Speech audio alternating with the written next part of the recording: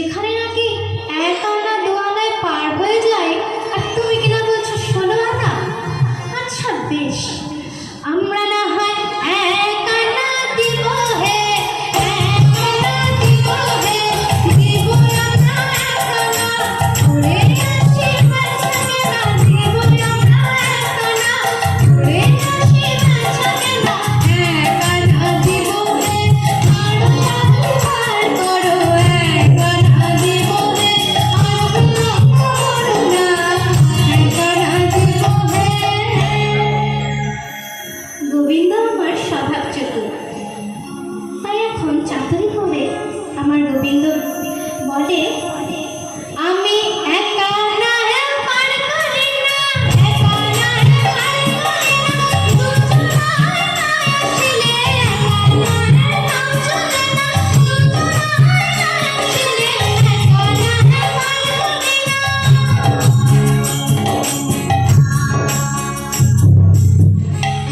গোবিন্দ এক আনাকে একা নয় বিশ্লেষণ করে এই কথাটি বলল।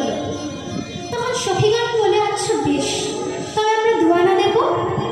গোবিন্দ বলে, না, 2 আনায় পার করতে পারবো না, তাহলে 3 আনা, তাতেও হবে না।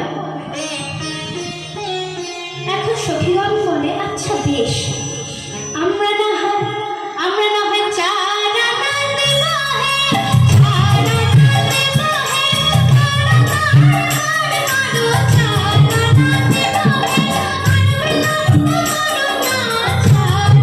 দেব হে, আরো 4 আনা দেব হে, আর করো 4 আনা দেব হে, আর বিলম্ব করো না, 4 আনা দেব হে।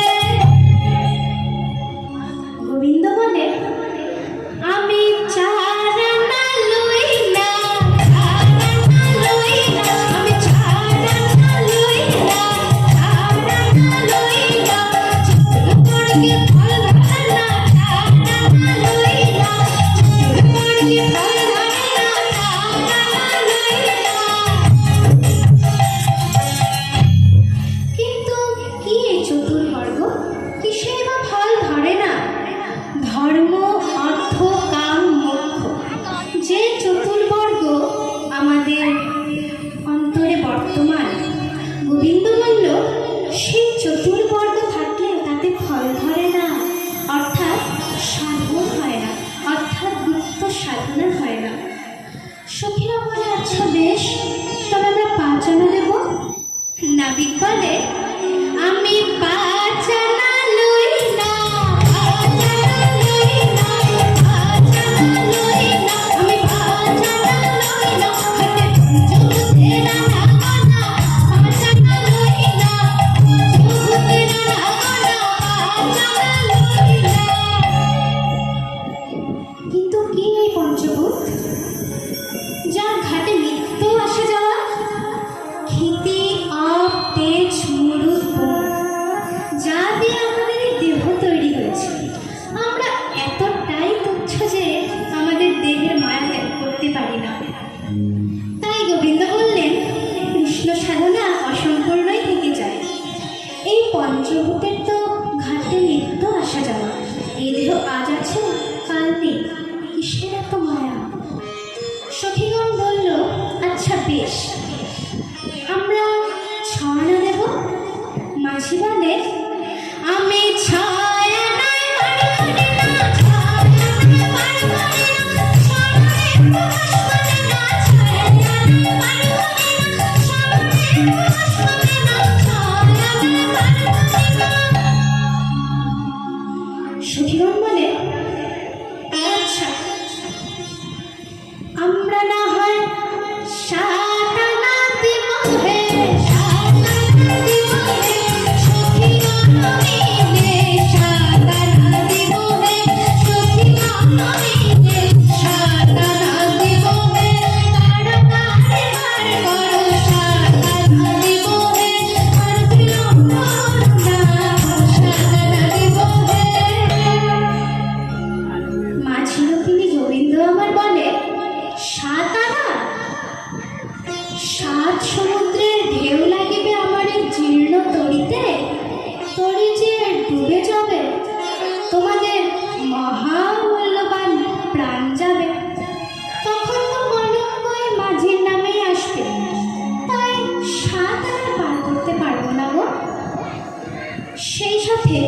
রাধারানী বলে, আচ্ছা আচ্ছা বেশ, আমরা না হয় আটা না দেব গো, আটা না দেব গো, অষ্টসখী মিলে আটা না দেব গো, অষ্টসখী মিলে আটা না দেব গো। বিষ্ণু বলে, আটা না দেবে? আরে আটা না, আটা না, আটা না, আটা না, কেউ কামড়ে না প্রাণের টানে, আটা না, আটা না, কেউ কামড়ে না প্রাণের টানে, টানে কি আর টানতে পারে, কেউ কামড়ে না প্রাণের টানে, টানে কি আর টানতে পারে, আটা না, আটা না। সত্যি তো, আমরা কি কেউ বিপদে না পড়লে গোবিন্দকে স্মরণ করি? তাই গোবিন্দ বললে, প্রাণের দায় কেউ টানে না গো, তাই টানতে পারবো না। সখীরা বলে, আরে তুমি টানা মানে বোঝো না, অর্থাৎ 16 আনা খণ্ড টাকা। গোবিন্দকে কিনা দেয় খণ্ড টাকা, কি সাহস!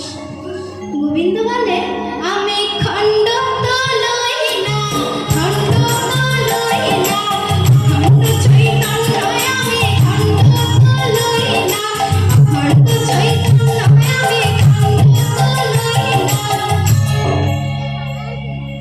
গোপিনীরা বলে, আচ্ছা আমরা না হয় নয়না দেব গো, নয়না দেব গো, ওহে ঘাটের নয়না বিক, নয়না দেব গো, ওহে ঘাটের নয়না বিক, নয়না দেব গো। আমার গোবিন্দকে কিনা বলে নয়নাবিক, যে আমাদের যুগে যুগে পার করে আসছে, তাকে কিনা বলে নয়নাবিক।